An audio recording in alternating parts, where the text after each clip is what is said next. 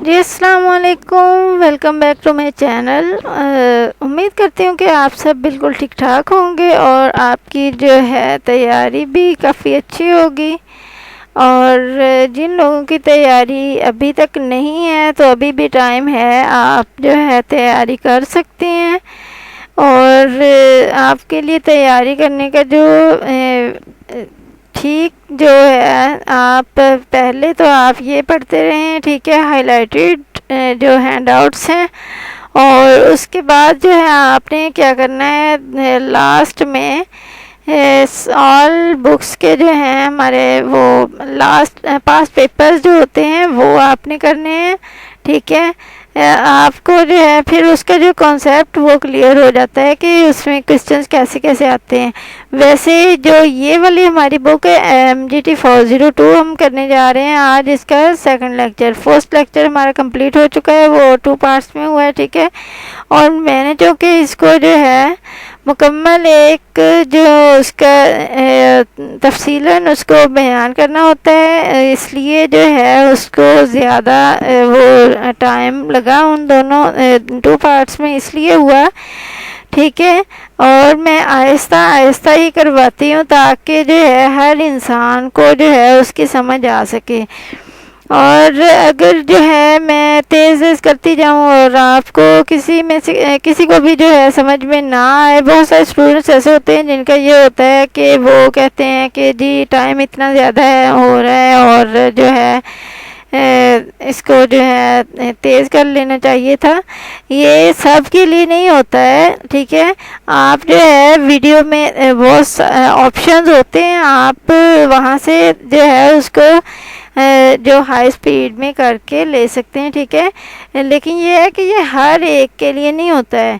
हर एक बंदा जो है वो अगर कोई जॉब कीपर है, अगर वो कर रहा है, ठीक है, तो उसके लिए ये है कि वो उसके लिए बेसिक चीज़ों को जो है समझना बहुत ज़रूरी होता है।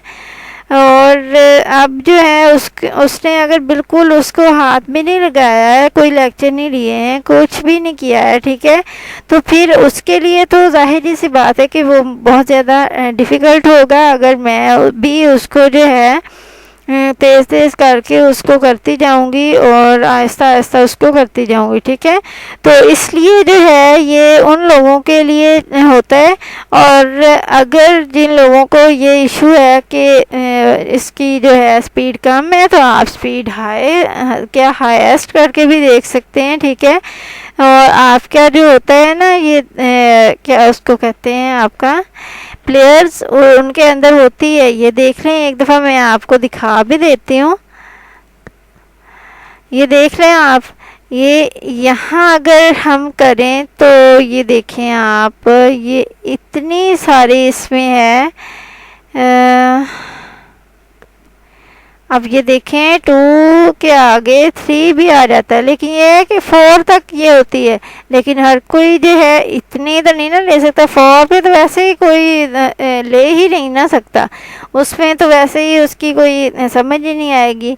और 2 तक होता है और 2 आप इजीली कर सकते हैं, वहाँ भी होता है, ठीक है। यूट्यूब में ये इस तरह से होता है, आप जो है उसको जा कर लें वहाँ से और अपनी तरफ से जो है जितनी मर्ज़ी उसकी स्पीड करें, आपकी मर्ज़ी है, ठीक है। तो ये बिल्कुल नहीं कहना चाहिए कि जो है करवाने वाला जो है वो इस तरह से करवा रहा है। करवाने वाले ने जो है सबको साथ लेके चलना होता है, ठीक है। तो आज हम कर रहे हैं MGT 402 का सेकंड लेक्चर, ठीक है। तो ये देखें, मैंने बेसिकली जो है उसमें हर चीज़ का जो मेन कॉन्सेप्ट्स थे वो यहाँ जो है साथ साथ जो है लिख भी दिए हैं, ठीक है। ये पूरा जो है हमारा लेक्चर 2 उसको मैंने इस तरह से लिख लिया है, ठीक है। तो आप जो है इसको जो है वीडियो को रोक के, ठीक है, स्पेस करके, और ये जो चीज़ है ये आप लिख सकते हैं, ठीक है। तो उसको मुकम्मल एक जो है मैं उसको समझा भी दूंगी। अभी स्टार्ट करते हैं, ठीक है। तो सेकंड हमारा है लेक्चर और ये है हमारा इम्पोर्टेंट टर्मिनोलॉजीज, ठीक है। तो इसमें फर्स्ट है हमारे पास कॉस्ट यूनिट, ठीक है। It is unit of product or service in relation to which the cost in is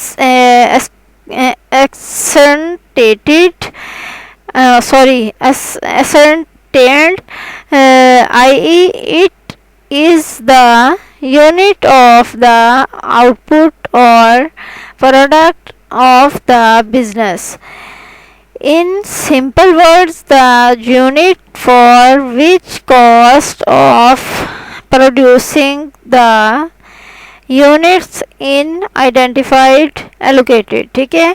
तो इसमें जो एग्जांपल्स दी गई हैं ये है हमारे पास ball point for ball point manufacturing entry और bottle for beverage producing entry, और यहाँ पर है हमारे पास fan for fan manufacturing entity. अब यहाँ पर क्या हो रहा है, इसमें मैं ऊपर वाला जो मैंने लिखा है वो पढ़ के सुना देती हूँ और इसकी जो मुकम्मल डिटेल देखते हैं।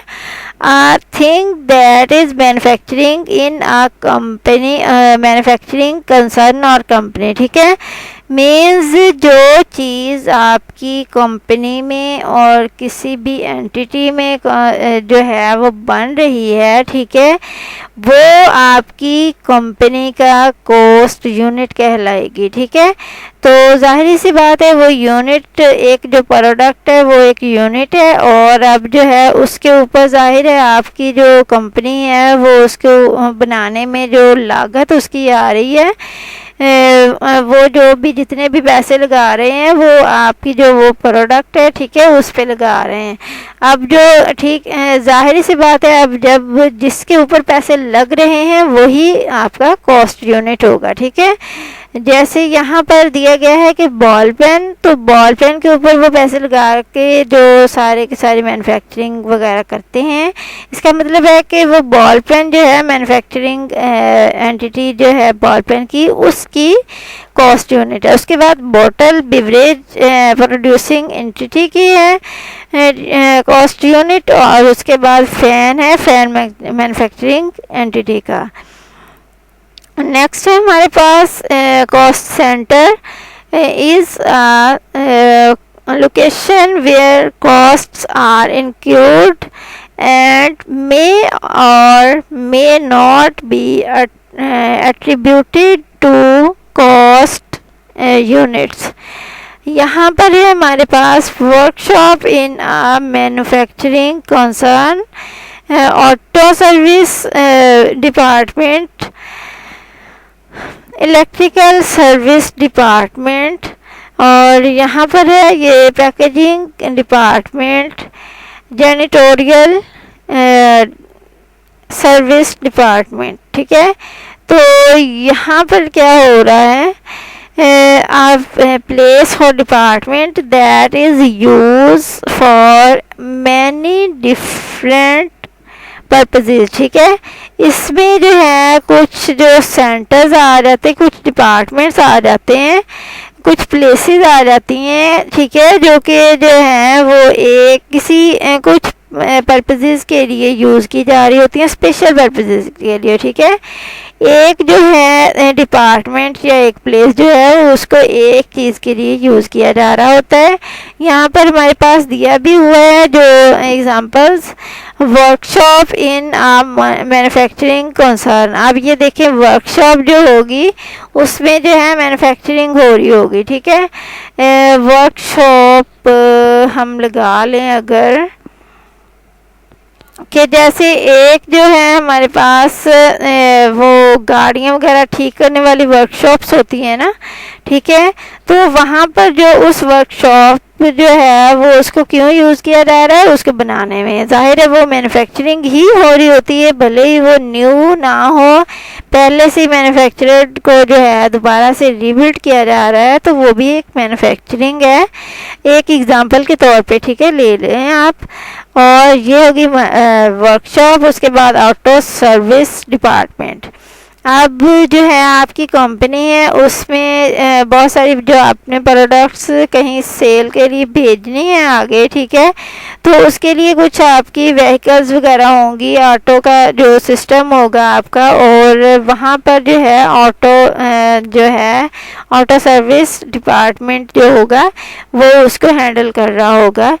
उसी के ज़िम्मे जो है उसके सारे अखराजात होंगे, हर चीज़ जो है वो उसमें उसी के ज़िम्मे होगी। उसके बाद इलेक्ट्रिकल सर्विस डिपार्टमेंट, ये होता है कि जो आपकी टोटल आपकी जो फैक्ट्री है उसको वो कर रहा होता है प्रोवाइड इलेक्ट्रिसिटी, ठीक है, मीन्स बिजली प्रोवाइड कर रहा होता है। इसमें क्या होता है, जैसे कि आप अपने घर में कोई एक जो जगह है वो मुंतखब करके, ठीक है, वहाँ पर आप मेन स्विच लगाते हैं, और दूसरा जो है आपका क्या उसको बोलते हैं, बैटरी भी लगा देते हैं एक जगह पे, एक ही जगह पे वहाँ पर लगा रहे होते हैं, ठीक है, यूपीएस भी उसके साथ रख रहे होते हैं।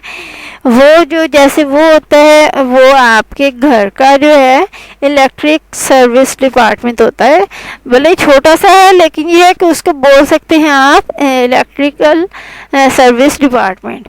इसी तरह से जो है फैक्ट्रीज़ में जाहिर सी बात है कि वहाँ पर इतनी सारी जो है मशीनरीज और जो है हर चीज़ को जो है मैनेज करना होता है, और उन सब चीज़ों के लिए जो है इलेक्ट्रिसिटी बहुत ज़रूरी होती है, और इसके लिए जो है एक स्पेशल डिपार्टमेंट होता है जो कि जो एक फैक्ट्री में होगा, तो वो जाहिर सी बात है कि बहुत बड़ा होगा।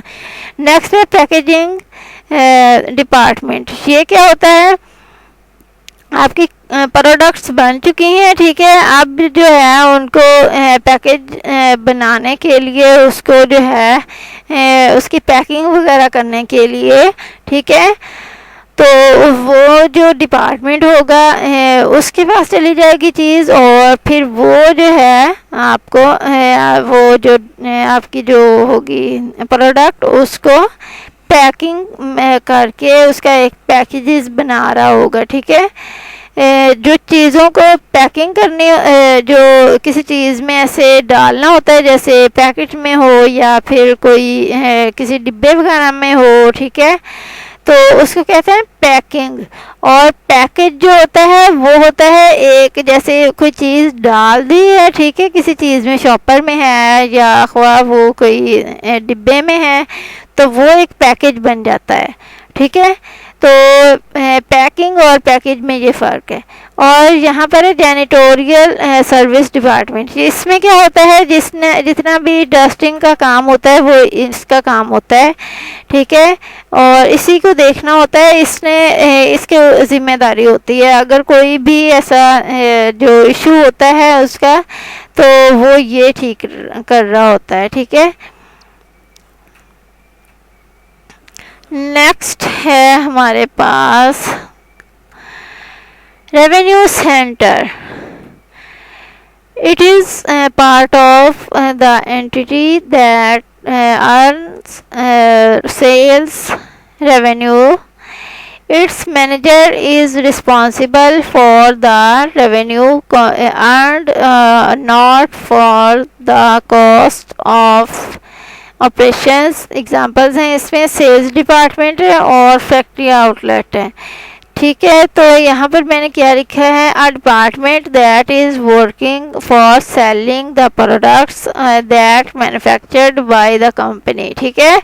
तो यहाँ पर क्या हो रहा है कि जो चीज़ें वो बनाई जा रही हैं कंपनी में, जो प्रोडक्ट्स, ठीक है, वो वाली प्रोडक्ट्स को जो है सेल करने का जो मुकम्मल इंतज़ामात होते हैं वो इनके हाथ में होते हैं। जो मैनेजर होता है इसका, इस डिपार्टमेंट का, वो उसकी ज़िम्मेदारी होती है कि उसको जो है अच्छे से मैनेज करके जो है सेलिंग के लिए वो रवाना करे, वो सेल करे आगे। जो है बहुत सारे जैसे वो जाते हैं ना, वो बड़ी बड़ी जो शॉप्स होती हैं, ठीक है, वो लोग जो हैं वो वहाँ से फैक्ट्री से लेते हैं, ठीक है।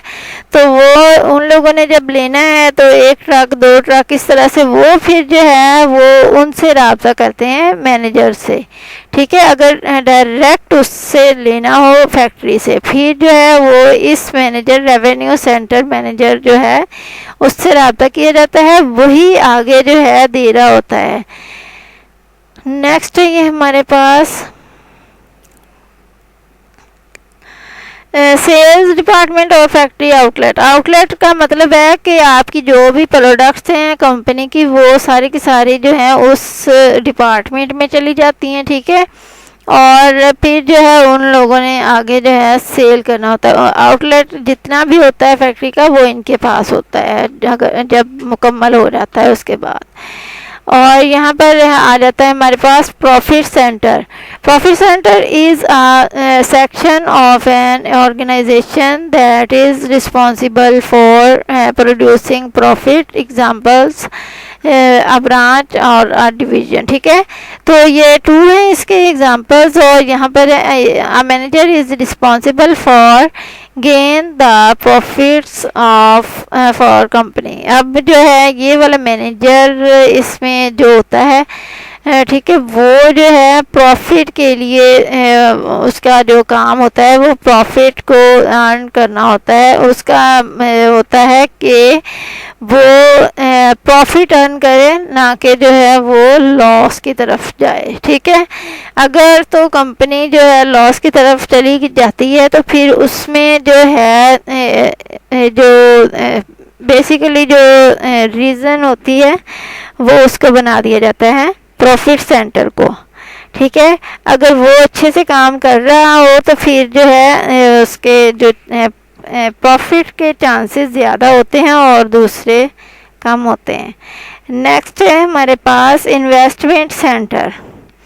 An investment center is a segment or a profit center that the manager has significant degree of control over his or her division's investment policies.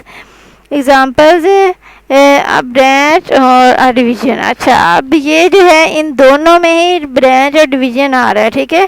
तो उनमें भी जो है जाहिर सी बात है जो प्रॉफिट सेंटर है और इन्वेस्टमेंट सेंटर है, इन दोनों में जो है ब्रांचेस भी होती हैं और उनकी आगे डिवीजन्स भी होती हैं, ठीक है। ये प्रॉफिट सेंटर है तो वो प्रॉफिट सेंटर में ब्रांच होगी। ब्रांच क्या होगा कि उसमें मुख्तलिफ जो डिवीजन्स होंगी वो कौन कौन सी होंगी, उसमें जो है प्रॉफिट के लिए जो काउंटिंग करने वाले होंगे वो होंगे, फिर उससे आगे जो है उनकी चेकिंग करने वाले होंगे, ठीक है। इस तरह से जो आगे आगे जो है प्रोसेस से चलता जाता है और फिर जो है आके मैनेजर पे आती है बात, ठीक है। और वो मैनेज तो वही सारा कुछ कर रहा होता है, लेकिन ये है कि मुकम्मल एक जो डिविजन्स बनी होती हैं उन लोगों ने अपना अपना काम करना होता है। नेक्स्ट ये हमारे पास इसमें क्या होता है कि जो है इन्वेस्टमेंट जो प्रॉफिट सेंटर है वो अपनी तरफ से कोई भी जो है डिसीजन नहीं ले सकता है, ठीक है, कि वो जो है इन्वेस्टमेंट ज़्यादा करवा दे, ये वो इस तरह से वो जो है उससे जो बनी हुई प्रोडक्ट्स हैं उन्हीं से जो है प्रॉफिट गेन करके देना होता है। लेकिन जो है इन्वेस्टमेंट सेंटर ये जो है ये हर चीज़ को मैनेज कर सकता है, बिकॉज़ इसके पास जो है इसको जो डिसीजन में लेने का जो है उसके पास होता है कि वो ले सकता है, ठीक है। और जो है वो सारी की सारी जितनी भी इन्वेस्टमेंट्स हो रही होती हैं कंपनी में वो देख रहा होता है। उसमें रॉ मटेरियल भी आ जाता है और उसमें कोई फर्नीचर होते हैं और जितनी भी मशीनरीज होती हैं इलेक्ट्रिसिटी के हवाले से बहुत सारी हर चीज़ जो होती है मीन्स जो आपकी फैक्ट्री की, ठीक है, वो सारी की सारी उसमें आ जाती हैं। इसमें भी जो है इन्वेस्टमेंट सेंटर में भी ब्रांच होती है एक, ठीक है, और उसके साथ मुख्तलिफ डिवीजन्स होती हैं। डिवीजन्स में ये हो रहा होता है कि वो लोग अपनी अपनी तरफ से जो है इन्वेस्टमेंट के हवाले से कुछ प्रेजेंटेशंस जो हैं वो बना रहे होते हैं और आगे फिर जो है उसका काम होता है, ठीक है। और relevant cost is which charges changes with a change in decision. These are future costs that affect the current management decision, ठीक है। तो यहाँ पर क्या है, when you starting a new work, you want to training furniture और buy machinery opportunity costs। अब ये है कि यहाँ पर रेलिवेंट कॉस्ट क्या होगी कि अगर आप जो है एक काम स्टार्ट करना चाह रहे हैं, ठीक है, तो उसमें ये होगा कि आप जो है उसके लिए जो है कुछ लोगों को ट्रेनिंग भी देंगे, ठीक है, आप जो काम करना चाह रहे हैं उसके लिए। उसके बाद जो है फर्नीचर भी उसके लिए आपको चाहिए होगा, ठीक है, और उसके बाद जो है मशीनरी को भी बाय करना होगा। और जो है उसमें अपॉर्चुनिटी कॉस्ट जो है वो क्या होती है, अपॉर्चुनिटी कॉस्ट होती है कि एक जो है आपके पास ऑलरेडी एक डिपार्टमेंट मौजूद है, लेकिन ये है कि वो आपने रेंट पे दिया हुआ है और उसका जो है 1 लाख उसका रेंट है और सालाना वो आता है आपके पास। लेकिन जब ये काम स्टार्ट करना चाहेंगे तो आपको जो है वो बिल्डिंग खाली करवानी होगी और जब आप वो बिल्डिंग खाली करवाएंगे तो जाहिर सी बात है जो वो 1 लाख चला जाएगा, आपके पास आएगा नहीं, तो वो अपॉर्चुनिटी कॉस्ट होगी। मीन्स वो उस काम के लिए आपको वो ख़त्म करनी पड़ रही है, ठीक है, वो एक अपॉर्चुनिटी कॉस्ट है।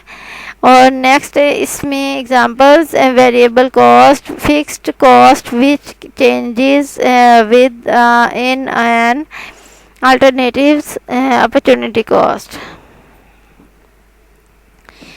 Irrelevant costs are those costs that would not affect the current management decision. तो इसमें क्या है, a company making already room coolers in building and now company want to start fan also with all same things use, ठीक है। तो इसमें जो है मैंने बस ना नॉर्मल सा लिखा है, ठीक है। अगर कोई इसमें मेरी जो है ग्रामरली कोई मिस्टेक हो तो आई एम सॉरी, ठीक है। तो लेकिन ये है कि उसको थोड़ा सा एक्सप्लेन करना था और वही किया मैंने देखा नहीं बिल्कुल भी, ठीक है। तो यहाँ पर क्या होता है कि ये जो आपकी एक आप कंपनी है, ठीक है, आपके पास आप वहाँ पर ऑलरेडी रूम कूलर्स बना रहे हैं। अब आप ये चाहते हैं कि वहाँ पर जो है दूसरे जो फैंस हैं वो भी आप स्टार्ट कर दें। अब जो है वो जितनी भी उसमें चीज़ें ऐड हो रही हैं उसमें भी वही ऐड होंगी, लेकिन ये है कि वो जो अब रॉ मटेरियल है वो अब जो है वो बढ़ जाएगा, इसलिए जो उसकी जो कीमत है वो भी बढ़ जाएगी, तो उसको कहेंगे इररेलेवेंट कॉस्ट, ठीक है। और यहाँ पर जो एग्जांपल, आप building purchased in last year,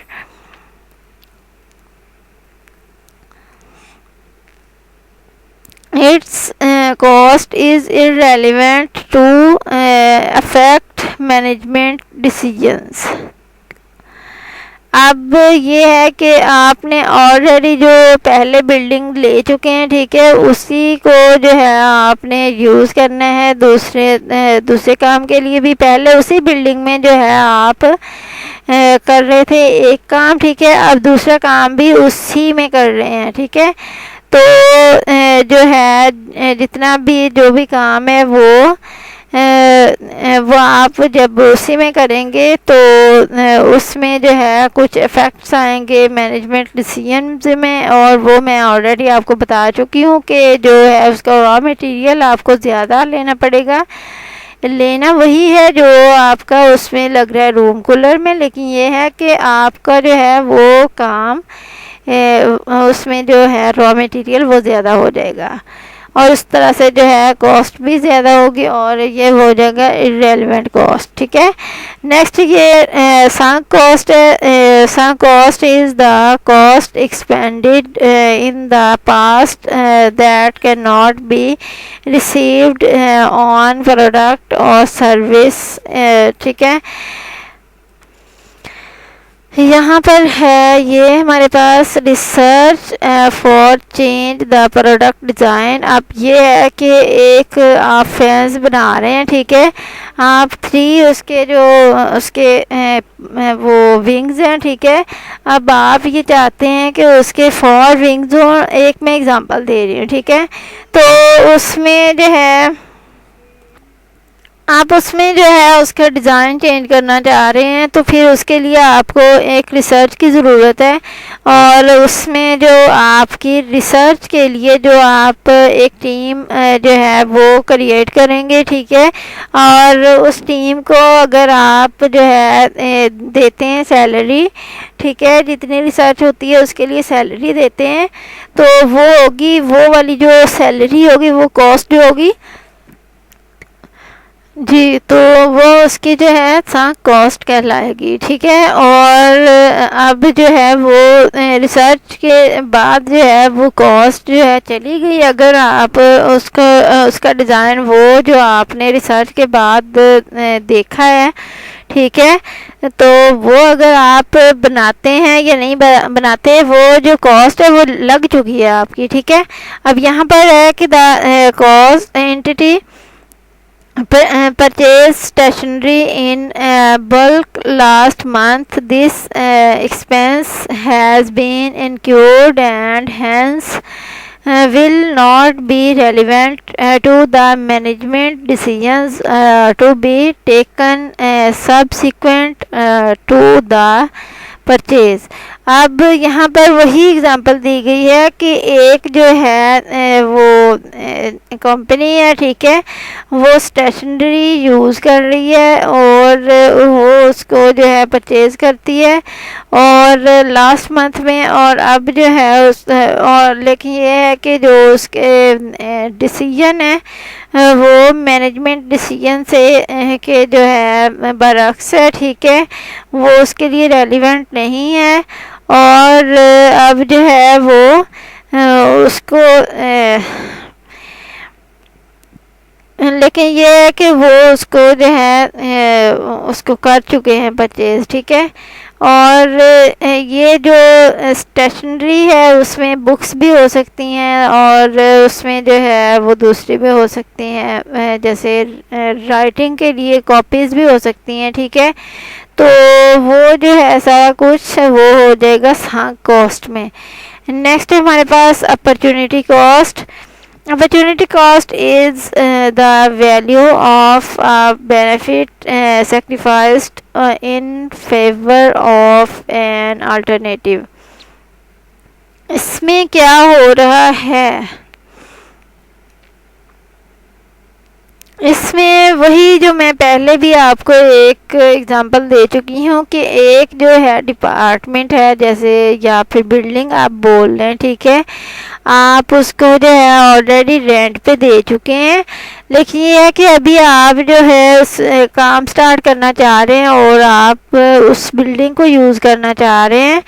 अब जो है उसके जो जो उस बिल्डिंग को आप खाली करवाते हैं, ठीक है, और जो उसका 1 लाख मंथली जो है वो उसका आ रहा है, ठीक है, वो इनकम आ रही है, उससे रेंट आ रहा है, ठीक है। अब जो वो 1 लाख है वो अब जो है उस आपका जो काम करने का जो एक है आपका फैसला डिसीजन है जो आपका, उसकी वजह से वो ख़त्म हो रही है, ठीक है। तो वो जो सैलरी आपकी जो आपकी वो कॉस्ट है जो आप अर्न कर रहे हैं, ठीक है, वो जो कॉस्ट है, सॉरी, तो वो जो कॉस्ट है आपकी 1 लाख, वो आपकी होगी अपॉर्चुनिटी कॉस्ट। मीन्स जो आप अपॉर्चुनिटी जो है अवेल कर रहे हैं उसके लिए जो है आपको 1 लाख जो है उसको ख़त्म करना होगा, छोड़ना होगा, तो वो हो जाएगी अपॉर्चुनिटी कॉस्ट, ठीक है। तो उसकी एग्जांपल है an investor invest in stock exchange, he forgoes the opportunity to invest further in his hotel. The profit which the investor will be getting from the hotel in opportunity cost.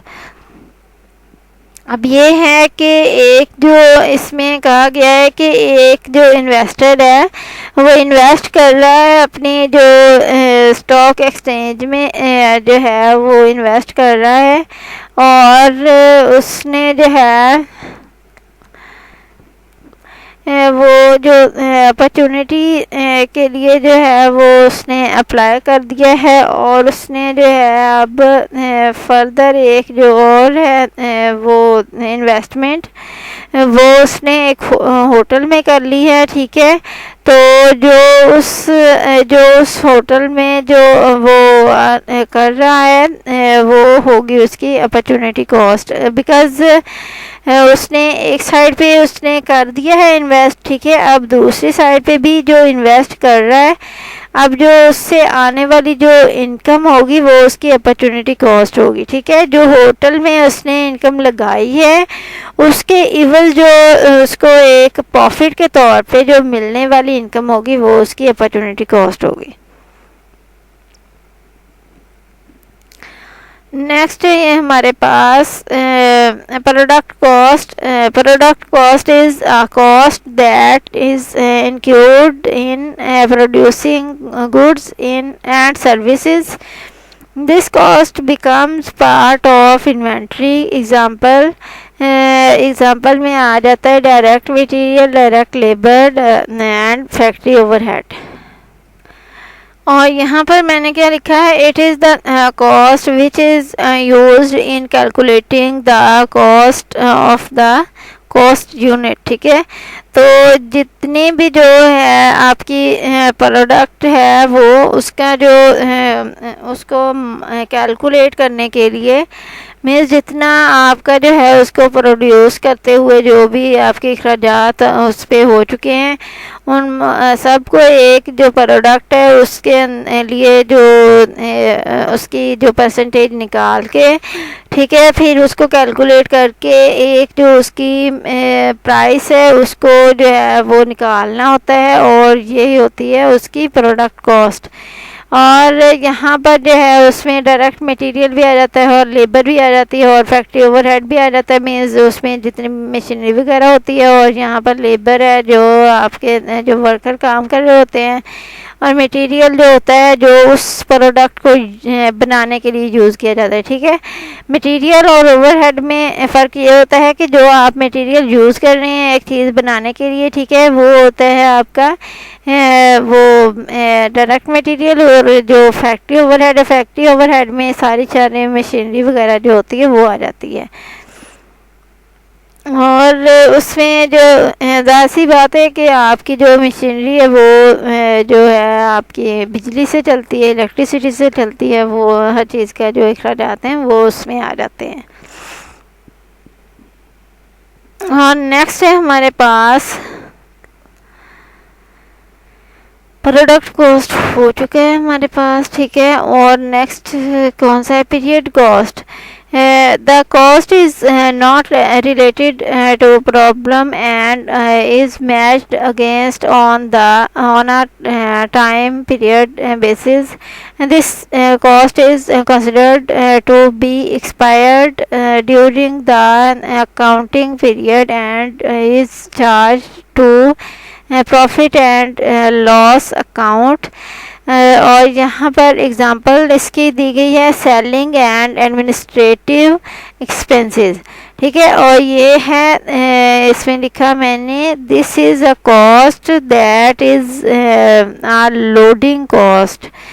ये मैंने एक example के तौर पे लिखा है। Actually क्या होता है कि ये जो पीरियड कॉस्ट होती है ये आपकी जो होती है ना, आपकी जो प्रोडक्ट है उसमें ये इन्वॉल्व नहीं होती है। बिकॉज़ आप जो है अब अपना मटेरियल जो है मीन्स आपकी जो प्रोडक्ट है वो आगे सेल कर रहे हैं, और जो आपका जो अगर स्पेशल अपनी जो कंपनी का जो ट्रक होगा वो अगर उसको लेके जाएगा, उसमें पेट्रोल होगा, उसमें को जो है उसके ड्राइवर को आपने जो है पेमेंट करनी है, वो सारी चीज़ें जो है वो पीरियड कॉस्ट में नहीं आएंगी, वो उसका दूसरे आपकी जो प्रोडक्ट कॉस्ट में नहीं आएंगी, ठीक है।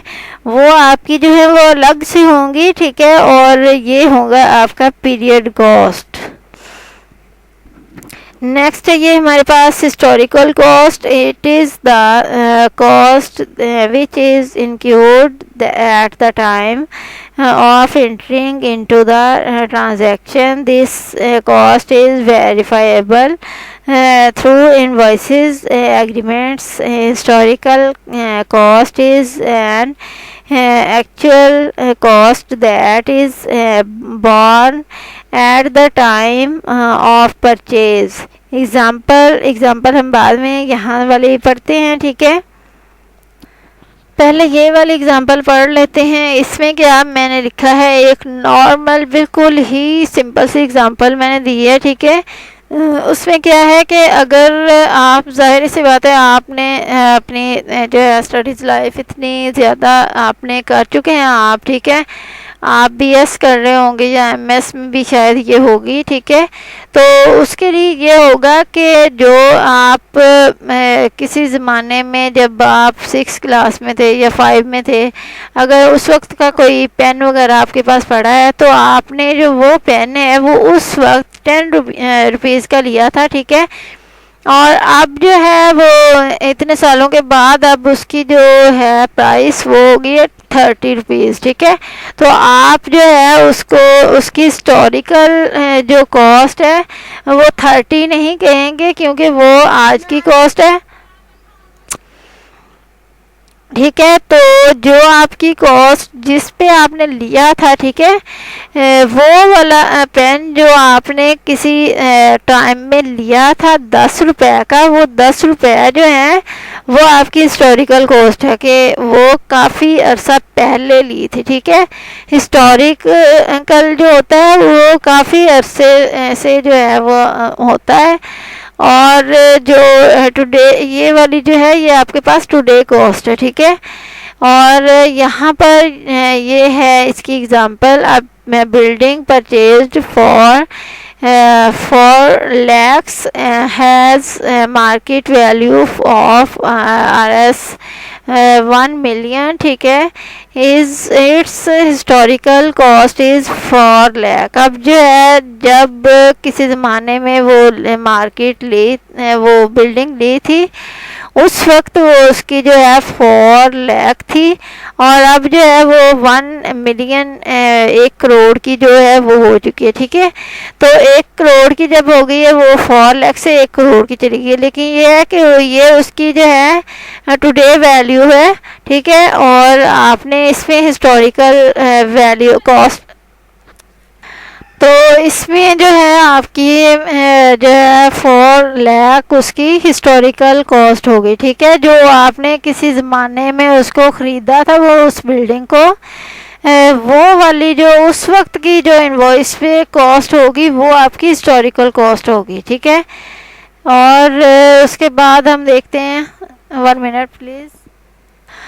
Standard cost is predetermine cost of units. ठीक है, तो इसकी मैं यहाँ पर पहले आपको ये करवा देती हूँ। इफ़ यू हैव फिक्स पर हॉर कॉस्ट 10 RS10, ठीक है, कि एक जो है आपका एम्प्लॉय, उसके लिए आपने पर हॉर 10 रुपीज़ जो है वो आपने फिक्स कर दी है पर हॉर कॉस्ट। ठीक है, तो अब जो है एक एम्प्लॉय वो 15 हॉर्स जो है काम करता है, तो उसकी जो एससी मीन्स मेरा है कि स्टैंडर्ड कॉस्ट, क्योंकि यहाँ पर जगह नहीं है इसलिए जो है उसको शॉर्ट करके लिखना ज़रूरी है। अब यहाँ पर ये है एससी इज इक्वल पीसी होती है क्या उसको बोलते हैं प्रोडक्ट कॉस्ट। ठीक है, तो अब जो है यहाँ पर हावर कॉस्ट, ये वाली जो है पर हावर कॉस्ट है। ठीक है, ये multiplied by employ working time. अब जो कि आपके एम्प्लॉय का टाइम था वो था 15 हावर्स, और जो पीसी मीन्स पर हावर कॉस्ट जो थी वो थी हमारे पास ये थी 10 रुपीज़। अब 15 को 10 से मल्टीप्लाई करें तो 150 उसका आता है, तो उसकी जो है एससी स्टैंडर्ड कॉस्ट जो है 150 होगी। यहाँ पर अब देख लेते हैं standard cost of for a unit of product A is set at RS30. It is compared with actual cost incurred for control purposes. ठीक है, तो इसकी उम्मीद करती हूँ कि आपको समझ आ गई होगी। आपको जो है इसकी इस वाली एग्ज़ाम्पल की बहुत सारे स्टूडेंट्स को समझ नहीं आएगी, लेकिन ये है कि ये वाली एग्ज़ाम्पल जो है ये आपके लिए बेस्ट है। ठीक है, एक नॉर्मल सी एग्ज़ाम्पल मैंने दी है, और यहाँ पर है हमारे पास इम्प्लिसिट कॉस्ट। ये क्या है, implicit cost imposed on a firm includes cost when it forgoes an alternative action but doesn't make a physical payment. Such costs are related to foregone benefits of any single transaction and occur when a firm.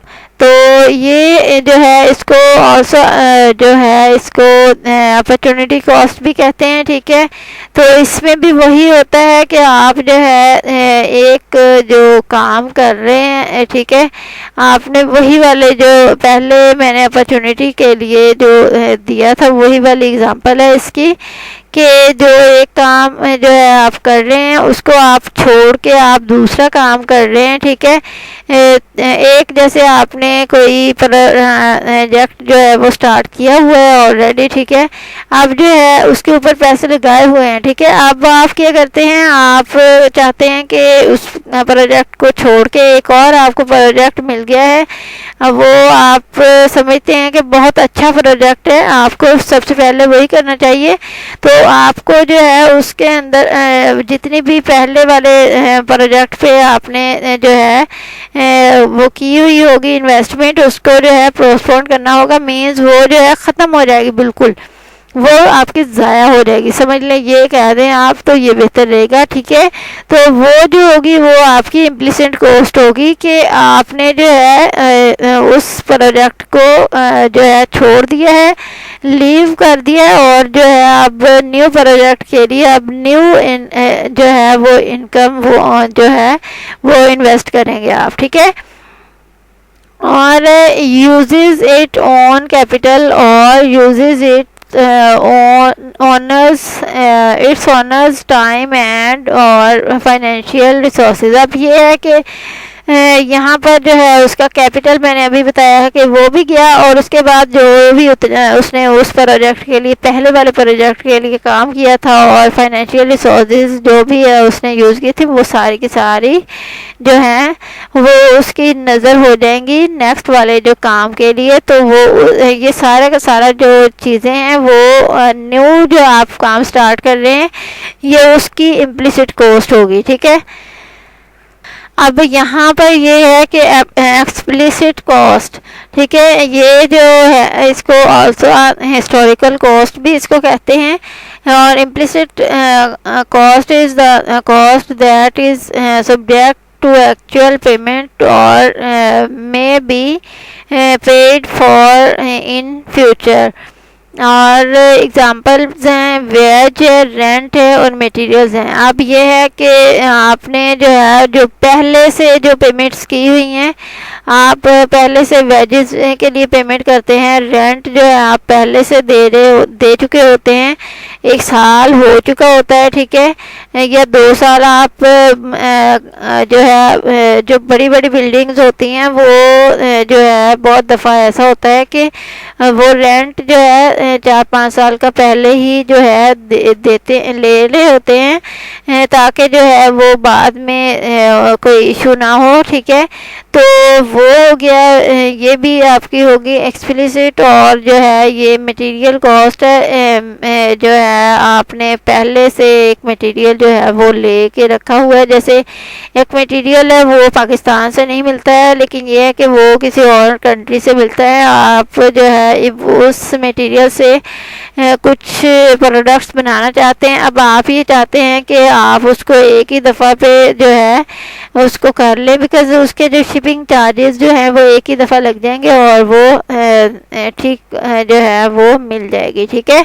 तो वो जो है अब आपकी जितना भी ऐसे वो कॉस्ट होगी जो पहले से ही आपने किया हुआ है, अब जो है वो बस बाद में 2 साल 4 साल 5 साल तक के लिए अगर आप कर रहे हैं, ठीक है, वो मटेरियल या 1 साल का हम लगा लें, तो वो जो है आपकी वैल्यू वो होगी आपकी एक्सप्लिसिट वैल्यू, ठीक है। हिस्टोरिकल इसको बोलते हैं बिकॉज ज़ाहिर सी बात है कि वो इतने अरसे से जो है लेके रखा हुआ है, तो उसकी जो है वो हिस्टोरिकल कॉस्ट होगी। नेक्स्ट ये हमारे पास डिफरेंशियल कॉस्ट और incremental cost. It is the difference of the cost of 2 or more alternatives. Example difference between cost of raw material of 2 categories or quality, ठीक है। तो इसमें जो मैंने लिखा हुआ है वो देख लें, इन्वॉल्व इन इट आर जो मीन्स जितने भी जो कौन सी चीज़ें इसमें होती हैं, इसमें होती हैं fixed cost, variable cost, specific cost, semi variable cost. Increase the production for 10 units to 20 units. इसमें क्या होता है कि जो आपका जो एक आप बना रहे हैं एक कंपनी में कुछ चीज़ें, तो आप ये चाहते हैं कि वो आपका जो काम है उसको 10 यूनिट्स पे पहले काम हो रहा है, ठीक है, और अब जो है आप उसमें 20 यूनिट्स और भी ऐड करना चाह रहे हैं। फिर जो उसके लिए जो मशीनरी लेंगे आप, जो उसके लिए बिल्डिंग लेंगे और उसके लिए जो है आप लेंगे जो मटेरियल वगैरह लेंगे, रॉ मटेरियल लेंगे, ठीक है, वो सारी की सारी जो चीज़ें हैं वो किस में आ जाएंगी, डिफरेंशियल कॉस्ट और इंक्रीमेंटल कॉस्ट में, ठीक है। तो उसमें जो है ये सारी चीज़ें आएंगी और उसमें जो है आप मैनेजर्स भी रखेंगे और उसमें सुपरवाइज़र भी न्यू रखेंगे, उनकी भी पेमेंट्स होंगी, ठीक है। वो सारा कुछ जो मिला के है वो सारा कुछ डिफरेंशियल कॉस्ट और जो है इंक्रीमेंटल कॉस्ट में आ जाता है। नेक्स्ट ये costing, the measurement of cost of product or service is called costing, however it is not a recommended terminology, ठीक है। तो आपकी जो भी आप किसी फैक्ट्री में अपनी में जो प्रोडक्ट जो है वो बना रहे होते हैं, ठीक है, उस पर जितनी भी लागत आ रही होती है वो सारी की सारी जो है उसको जो है कैलकुलेट किया जाता है, मेजर किया जाता है और फिर जो है उसकी जो है कॉस्ट वगैरह उसका तयन किया जाता है, तो उसको कहते हैं कॉस्टिंग। नेक्स्ट ये cost accounting. It is the establishment of budgets,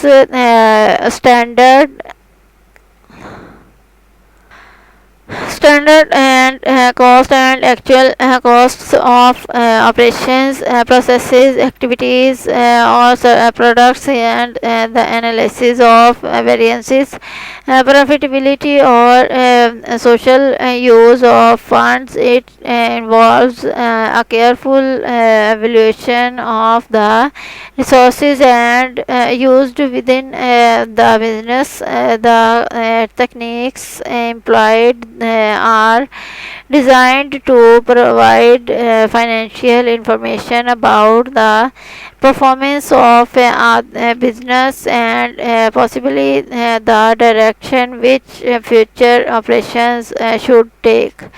ठीक है, तो कॉस्ट अकाउंटिंग में क्या होता है कि उसमें जितनी भी कॉस्ट हो रही होती हैं उसमें यूज़ वो सारी की सारी हर चीज़ का जो है उसमें एनालिसिस करके उसमें जो है अकाउंट किया जाता है उनको, और फिर जो है उसको एक जगह जो है लिखा जाता है, और उसी से जो है आगे जो प्रोसेस होता है वो होता है कॉस्टिंग का। मींस उसकी जो है कॉस्ट डिसाइड करनी होती है कि वो जो आपकी प्रोडक्ट है उसका कॉस्ट क्या हो सकती है।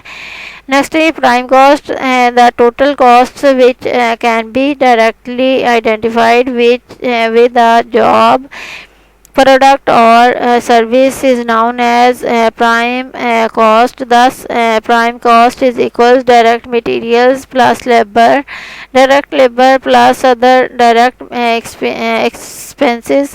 तो यहाँ पर ये होता है कि प्राइम कॉस्ट जो होती है वो आपकी कंपनी में जॉब कीपर्स जो होते हैं, एम्प्लॉयज़ जो होते हैं, उनके जो सैलरीज होती हैं, और उसके बाद जो है उसमें जो भी रॉ मटेरियल आप यूज़ कर रहे हैं उसके लिए होता है, और उसके बाद जो सर्विसेज होती हैं जो आप यूज़ कर रहे होते हैं, ठीक है, जैसे मशीनरीज के जो सर्विस होती हैं वो सर्विसेज आप यूज़ कर रहे हैं, मीन्स आप मशीनरी से जो है कोई चीज़ बना रहे हैं वो, ठीक है, ये सारी चीज़ें जो है प्राइम कॉस्ट में आ जाती हैं, ठीक है। और ये आपके पास जो है एक अदद उसका जो है वो भी हो रहा है एक फार्मूला, ठीक है, ये वाला आपका फार्मूला है। नेक्स्ट है हमारे पास conversion cost. This is the total cost of converting the raw materials into finished products. The total of direct labor, other direct expenses, and factory overhead cost is known as conversion cost, ठीक है। तो इसमें क्या होता है कि जो भी आपके मटेरियल वगैरह होते हैं वो जो भी आपने यूज़ किए होते हैं उनको आप देखते हैं, और उसके बाद जो है उनकी जो एक कॉस्ट होती है जितनी आई होती है उस पर वो, और उसके बाद जो भी जितने डायरेक्ट वो एक्सपेंसेस हैं वो आप देखते हैं, वो भी एक तरफ रखते हैं, फिर जो है आप कन्वर्जन करते हैं उनकी कॉस्ट में, ठीक है, वो अलग से एक जो है कन्वर्जन करते हैं, ठीक है, बिकॉज़ वो अब सारा कुछ जो भी आप यूज़ कर रहे हैं वो एक उसी प्रोडक्ट के लिए तो यूज़ नहीं ना कर रहे, ठीक है। तो आप उसको जो है पहले मैनेज करते हैं, उसको जो है करके उसको देखते हैं, फिर जाके जो है आपको कन्वर्जन कॉस्ट वो करते हैं उसके बाद cost accumulation are the various ways in which the entries in a set of cost accounts costs incurred may be aggregated to provide different perspectives on the information, ठीक है। तो नेक्स्ट है हमारे पास ये मेथड्स ऑफ कॉस्ट अकोमुलेशन, ये है हमारे पास process costing. It is a method of cost accounting applied to production carried out by a series of operational stages और प्रोसेसेस। यहाँ पर ये होता है कि एक जो फैक्ट्री है गारमेंट फैक्ट्री है, ठीक है, उसमें प्रोसेसिंग का मतलब होता है कि बहुत सारे जो है उसमें उसको गुजरना होता है। एक गारमेंट फैक्ट्री है, ठीक है, है, मीन्स कपड़ों के लिए, कपड़े बनाने के लिए, ठीक है, जहाँ से आप जो है इजीली जो है आपको स्टिच्ड जो गारमेंट्स हैं वो मिल जाती हैं, ठीक है, कपड़े जो हैं आपके मिल जाते हैं स्टिच्ड।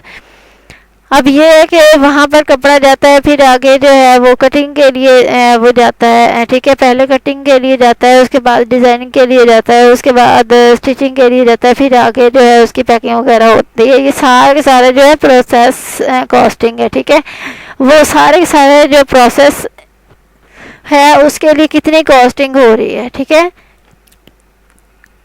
नेक्स्ट है ये जॉब ऑर्डर कॉस्टिंग है। ये क्या है हमारे पास, generally it is the allocation of all time material and expenses to an individual project or job.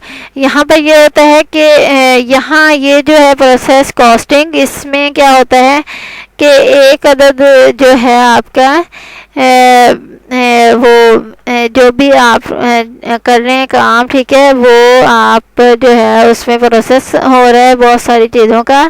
और यहाँ पर ये जो है इसमें ये होता है कि जो ऑर्डर देता है कस्टमर, ठीक है, उसमें जो है आप उसके मुताबिक जो है उसका ऑर्डर पूरा करते हैं, फिर उसको जो है उसके सामने शो आउट करते हैं मुकम्मल करके, ठीक है।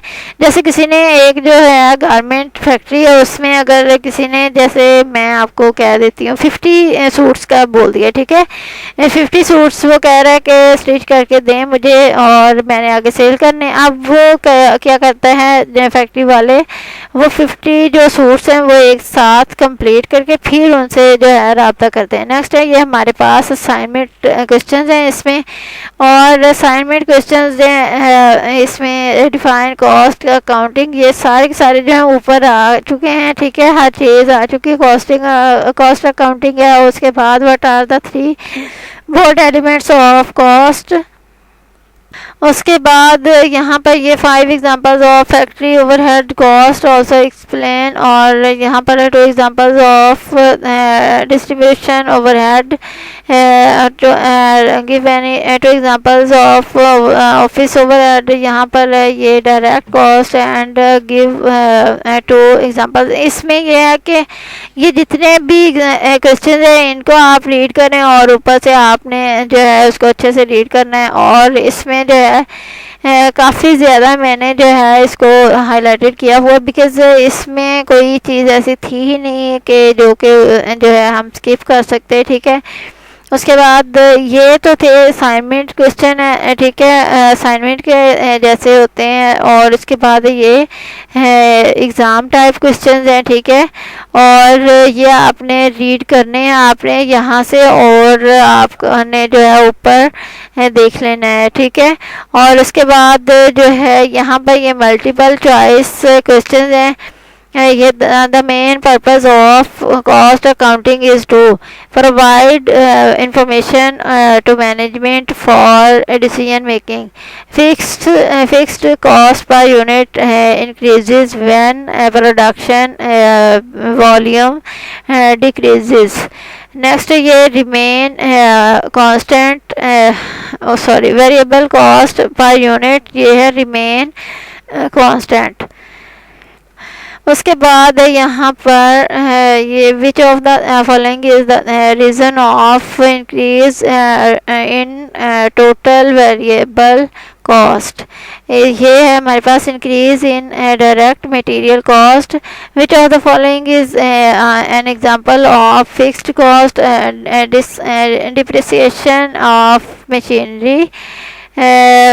cost accounting concepts include all of the following except ये है हमारे पास sharing the 3 elements of product cost are all but indirect labor cost। इसमें आपने ये करना है कि आप ये जो सारे का सारा इस हाईलाइटेड मैंने किया हुआ है, ठीक है, ये आपने अच्छे से इसको रीड करना है। और इसके अंदर जो ये वाले हैं आपके मल्टीपल चॉइस, ये आपके सब जो हैं आपके लेक्चर्स उनके नीचे लास्ट में दिए हुए हैं, ठीक है। ये फर्स्ट जो लेक्चर है उसमें ना तो कोई क्वेश्चन था ना ही कोई और चीज़ थी, बिकॉज वो स्टार्ट था, ठीक है। और सेकंड वाला जो है लेक्चर इससे स्टार्ट होते हैं सारे की सारी चीज़ें। आपको कहीं और जाने की इसमें वैसे तो ज़रूरत नहीं है, अगर पहले तो आप इसको कंप्लीट करें, ठीक है। अभी टाइम बहुत कम है हमारे पास और जो है काफ़ी इसके जो है पड़े हुए हैं, और उम्मीद करती हूँ कि आपको इससे जो है समझ आई होगी अच्छे से, ठीक है। टेक केयर एंड अल्लाह हाफिज़। मिलते हैं नेक्स्ट लेक्चर में, और इसको अच्छे से करिएगा। जिन लोगों ने मेरा चैनल सब्सक्राइब नहीं किया प्लीज़ सब्सक्राइब कर लें और बेल आइकन को प्रेस कर लें। अल्लाह हाफिज़।